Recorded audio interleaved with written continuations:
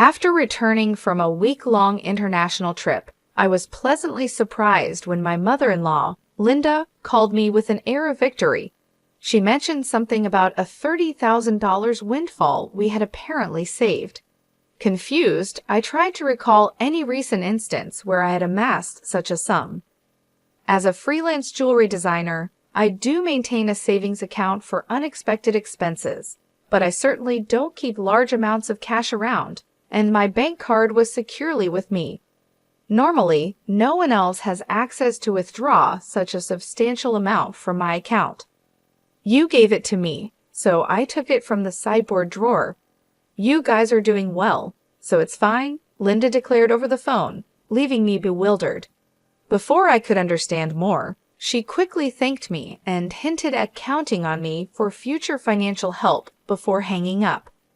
I was left puzzled about the missing $30,000 until Kevin, my husband, returned home and cleared up the confusion it was a misunderstanding. However, a month later, Linda bombarded me with numerous calls. I chose to ignore them initially, but the constant ringing eventually compelled me to answer. Over 60 missed calls displayed on my phone screen was disconcerting. As I picked up, Linda's shrill voice filled the room, accusing me of ignoring her. Her tone suggested she felt wronged, but to me, it was merely the consequences of her assumptions. My life as Mary, a 35-year, busy freelance jewelry designer wanting children but overwhelmed by work, is shared with my equally busy husband, Kevin. He originally had a corporate job, but now assists me in managing my growing design business. Early in our marriage, my designing gigs were sparse, and we largely depended on Kevin's steady income. Now, as my business flourishes, our roles and responsibilities have evolved, but so have our challenges, like dealing with unexpected family misunderstandings about money. As I neared the age of 33, my career as a jewelry designer had begun to flourish, necessitating better organization of my increasingly hectic schedule. Sensing the growing demands of my business, my husband Kevin, who was well placed in his company and on track for promotion, made a bold decision. He resigned from his job to partner with me, applying his skills in management to our joint venture. Together, we secured contracts with prestigious international brands, enhancing both our professional and personal lives. However, managing success came with its unique set of challenges, particularly involving Kevin's mother, Linda. Living alone in the family home, she perceived our lives through a lens of luxury and often approached us with financial requests. "You always seem to be living so lavishly. I'm jealous," she would comment. As part of my role, attending product launches and dinners with executives was routine, yet Linda saw these obligations as mere leisure. Her requests grew more personal over time. "I want to throw a party for my friends soon. Can you give me some money for it?" she asked on one occasion. Although it might appear that we could easily afford such expenses, maintaining our business image was costly and filled with obligations that we couldn't ignore. We weren't living in luxury. These were necessary aspects of our work. Linda, draped in envy and often sarcasm, failed to grasp the nature of our expenses. "Dressed up beautifully, eating at expensive places, I envy you," she'd say. Despite my repeated refusals, Kevin, being her son, would occasionally acquiesce to her demands, reasoning that a little financial help was a small price for peace. If giving her a little money keeps her quiet, then it's worth it, he'd argue, finding it simpler to appease her than to have our work disrupted. Yet Linda's demands only escalated. Recently, she expressed a desire for a new dress for an upcoming gathering. Just the other day, Linda came over and pestered Kevin. "Wouldn't a two-piece suit work? We've been asked to buy clothes before. There might be cheaper options, but what Linda wants is certainly not cheap," I explained. Her rebuttal was that it was a fancy party and she couldn't be the only one dressed in old clothes. Furthermore, she insisted on a matching bag, leaving us exasperated. To manage her frequent requests, Kevin had previously set up a credit card in Linda's name, instructing her to use it for her expenses. Initially, she overspent significantly and was cautioned by Kevin. Although he asked her to inform us before making significant purchases, she continued her extravagant spending. This pattern of financial demands has left both Kevin and I at our wits' end, trying to balance the delicate act of supporting family while maintaining the integrity and sustainability of our business. I discovered an exquisite ring and couldn't resist purchasing it, though I regret not informing you beforehand. Unfortunately, the bill was exorbitant. If spending is going to be this unrestrained, perhaps it's best to return the card. We simply cannot cover these costs. The credit card was in Linda's name, but Kevin was the one managing and paying the bills. Linda seemed to misunderstand the purpose of the credit card, treating it as if it were an unlimited resource. She didn't grasp that every purchase made would eventually need to be paid for, and since the money wasn't coming directly from her own pocket, she continued to use it freely. Recognizing the need to curb her spending, Kevin decided to set a spending limit on her card. This led to Linda storming into our home one day, frustrated and complaining, "What the heck? I couldn't pay for my shopping the other day. Why?" We explained that her excessive spending was straining our finances, which necessitated lowering her monthly limit. "It's still enough, right?" Kevin asked her, trying to maintain some peace. "But you two are still dressing up, going to fancy places. How is what I'm doing any different?" Linda protested, viewing our activities as purely recreational. "That's part of our job, Linda. If that's a job, then what I'm doing isn't any different. It's unfair that only you two get to have all the fun," she argued. While it's true that our work involves attending product launches and parties in luxurious venues, these are professional obligations, not leisure activities. Despite her misconceptions, setting a spending limit on Linda's credit card seemed to have calmed the situation somewhat. Occasionally, Linda would visit and air her grievances to Kevin, but overall, life proceeded without major disruptions. As the end of the year approached, an exciting opportunity presented itself. A foreign brand manufacturer approached me with a proposal to expand our business dealings by relocating our base overseas. The prospect thrilled me, as it could potentially elevate me to the ranks of top-tier designers. Kevin, ever supportive as my manager, was all for taking the leap. "It's a chance we have to take," he affirmed. However, the prospect of moving abroad brought a new concern Linda. Given her past behavior, it was a legitimate worry that she might insist on joining us overseas. The idea of living internationally was appealing, yet the thought of dealing with Linda's demands in a new country was daunting. When we shared our plans to move overseas for work with Linda that weekend, she responded exactly as we predicted. "I want to come too," she declared, assuming our move would be an endless vacation. Kevin tried to clarify, "We're going there for work. It won't be leisurely life as you think." But Linda was skeptical. "You're trying to trick me. You plan to live even more lavishly there without me watching." "We're not moving there permanently. We'll come back after our work is done," I explained, trying to ease her concerns. Yet, she retorted, "You're saying that, but you're planning to leave me behind, aren't you?" Exhausted by this repetitive argument, Kevin and I were both weary. In an attempt to compromise, Kevin suggested, "Okay, we can't take you with us, but how about we pay for a week-long trip for you instead?" Linda perked up at this. "Really? Are you sure?" "We'll cover your flight and hotel, but you'll need to manage the rest," Kevin affirmed. Pleased, at least for the moment, Linda left our house half-happy. However, the peace was short-lived.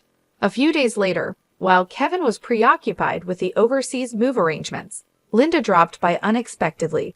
"Hey, Mary," Kevin said that, "but I want to shop over there too. Can you give me some money?" she asked. "What about the card that Kevin gave you?" I inquired, knowing she had a designated credit card for such expenses. Linda's face fell. "That's the thing. Kevin finally took it away from me the other day." It appeared she had been reprimanded for overspending, and anticipating the challenges of managing finances with different currency rates overseas, Kevin had confiscated the card. I don't have that kind of money on hand either. I can't give you money without Kevin's approval. Can you ask him? I suggested, knowing full well Kevin's stance. It's no use asking him, that's why I'm asking you, she pressed, raising her voice in frustration. Linda did end up going on a 10-day trip abroad, which I assumed Kevin managed to fund somehow. Upon her return, she called me, brimming with excitement. I'm back, and it was so fun. She excitedly shared tales of her sightseeing and dining adventures, though I hadn't asked. And I overbought souvenirs, couldn't fit them in my suitcase, so I had them shipped here. Can't wait for them to arrive. That's nice, I replied, trying to keep my tone neutral despite feeling a bit overwhelmed. Thanks to the money you saved up, I had a blast, she exclaimed. Saved up money? What are you talking about? I responded, puzzled and a bit alarmed, having no recollection of setting aside money for her splurge. I had set aside some savings specifically for business emergencies, all securely stored in my bank account. Therefore, it was baffling when Linda mentioned withdrawing a significant sum of money. You really didn't notice. You're surprisingly oblivious, she remarked. Despite her claims, I had absolutely no memory of such money. I found it in your house's sideboard drawer, she said, claiming she took $30,000. I was stunned. Why would such a large amount of cash be stashed away at home, especially not in a drawer where anyone could find it?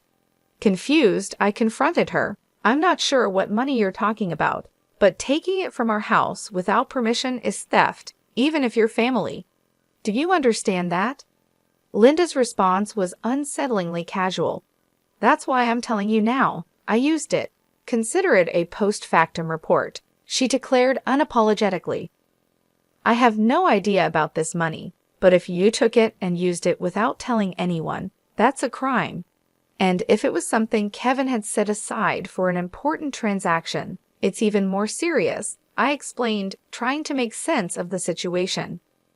Despite this, there hadn't been any noticeable disruptions in our business finances during her trip.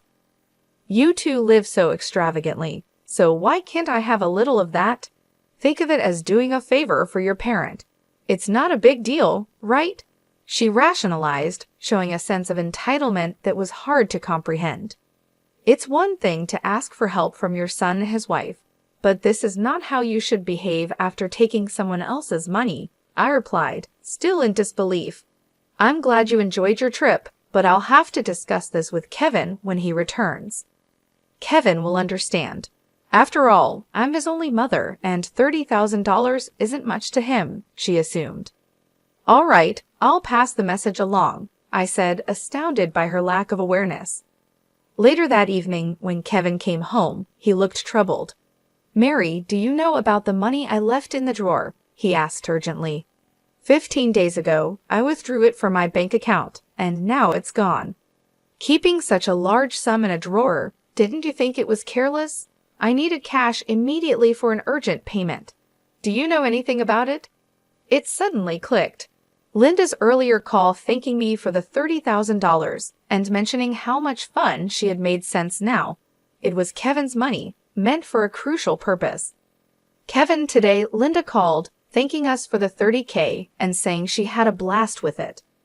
I didn't understand what she meant until now, I explained, piecing everything together. So it was Kevin's money, but what was such a large amount meant for?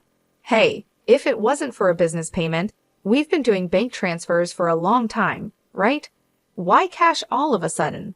I questioned, trying to understand the whole scenario while dealing with the ramifications of Linda's actions. I was aware it was Kevin's money that had disappeared, but the full context was still unclear to me. Linda, it turned out, had taken the money without informing us, and I needed to understand why. What do you mean? I asked Kevin, puzzled by the situation. Kevin began to unravel the backstory. After he had reduced the credit limit on Linda's card, she started secretly borrowing money from various sources, including consumer finance cards and credit cards she had opened without our knowledge. When Kevin discovered her growing debt, he took away all her cards and withdrew cash to settle her debts directly, aiming to bypass the banking system to keep our business accounts clean and maintain trust with our partners. This was also partly a farewell gesture, as we're moving abroad and won't be around to manage such issues for her, Kevin explained. I plan to handle her debts discreetly to prevent our financial records from getting complicated. A month had passed since then, and as I was busy packing for our move, Linda's frequent calls became hard to ignore. When I finally took her call, her voice was tinged with desperation. "Why aren't you answering my calls? I've called so many times," she said, almost in tears. "I'm sorry, Linda. I've been caught up with the move. What's going on?" I asked, trying to remain calm and give her a chance to explain her side. "It's not just one thing, it's everything. They're asking for payments almost every day. It's too much," Linda confessed, her voice cracking under the strain. "Have you tried contacting Kevin about this?" I inquired, hoping she had sought his help first. "He seems to be blocking my calls. I can't get through to him at all. Mary, you're my only hope now. Please, help me," she pleaded. I realized then just how complex the situation had become.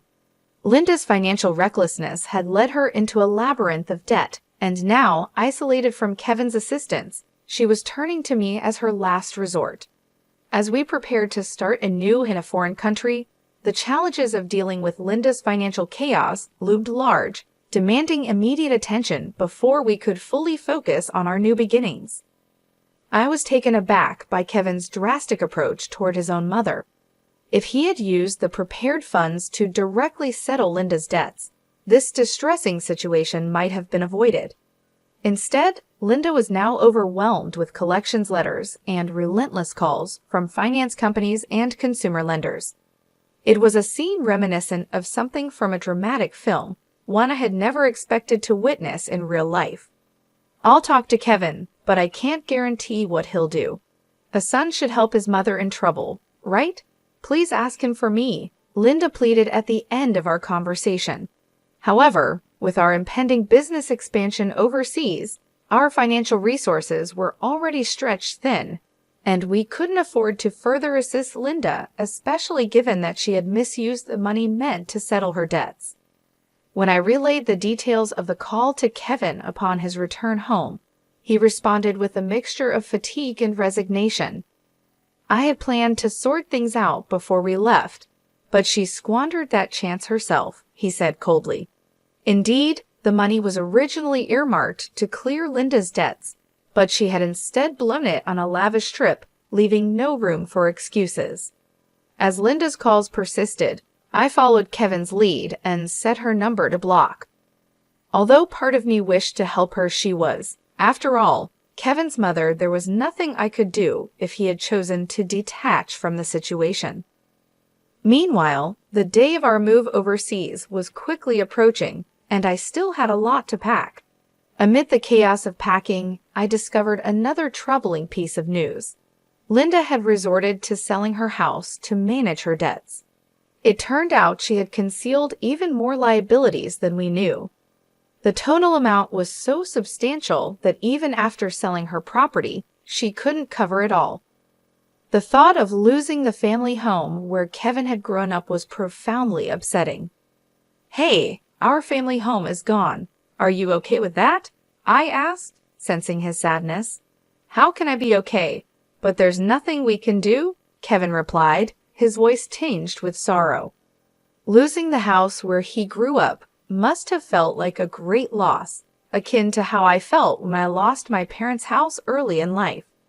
In the midst of these complex feelings and the heavy task of packing, we had to come to terms with the fact that some situations were beyond our control and focus on our future as we prepared to start anew in a different country. The bittersweet reality of losing a family home struck me deeply as I observed the situation unfolding with Kevin.